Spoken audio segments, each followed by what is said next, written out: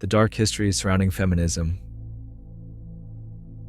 In the 19th century, some feminists decided that Satan was their ally in the fight against patriarchal authority.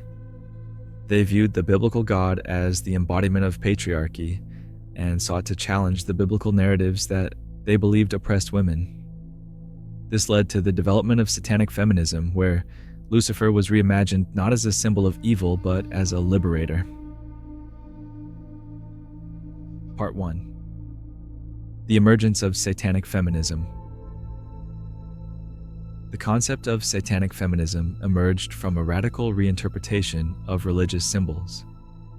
Feminists of this era, disillusioned with the patriarchy they saw as embedded in Christian teachings, turned to Lucifer as a figure of resistance and empowerment. Instead of viewing Lucifer as the adversary of divine order, they saw him as a champion of female liberation and a critique of male-dominated religious authority. Part 2. Influential figures and their views. 1. Elizabeth Cady Stanton. In her work, The Woman's Bible, Stanton challenged traditional biblical interpretations.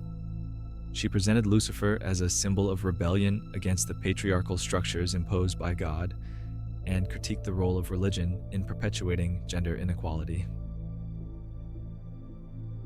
2. Sarah Bernhardt. As a prominent actress, Bernhardt publicly embraced the idea of Lucifer as a liberator. She used her platform to advocate for feminist causes, aligning Lucifer with ideas of personal freedom and resistance against male dominance. 3. Renée Vivien. This poetess adopted themes of defiance and empowerment in her writings. She viewed Lucifer as a symbol of female strength and independence, integrating these ideas into her poetic works. 4. Judith Sargent Murray. Murray's reinterpretation of the Genesis story presented Eve's actions in the Garden of Eden as a courageous pursuit of knowledge.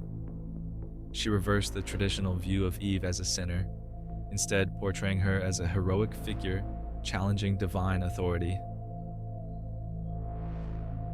5. Matilda Joslyn Gage. A leader in the women's suffrage movement, Gage expressed strong criticism of the church's role in women's oppression. In her work, Woman, Church, and State, she denounced religious doctrines that she believed contributed to women's subordination and viewed satanic symbols as part of the feminist struggle against these doctrines. In conclusion, the evolution of feminism from the 19th century to today reveals a complex struggle that goes beyond legal and social rights. While women have gained many of the same rights as men, such as voting, education, and career opportunities, the persistence of feminist activism suggests a deeper conflict at play. This enduring struggle points to a spiritual dimension where the fight is not just against societal norms, but against the very authority of the Heavenly Father. Today's feminists may not all consciously engage in spiritual warfare, but the ongoing challenge to traditional gender roles and hierarchies suggests a continued resistance to the divine order as established by God. In this context, the feminist movement can be seen as part of a larger spiritual battle, a struggle that is not merely about equality between the sexes, but about defiance against the authority of God.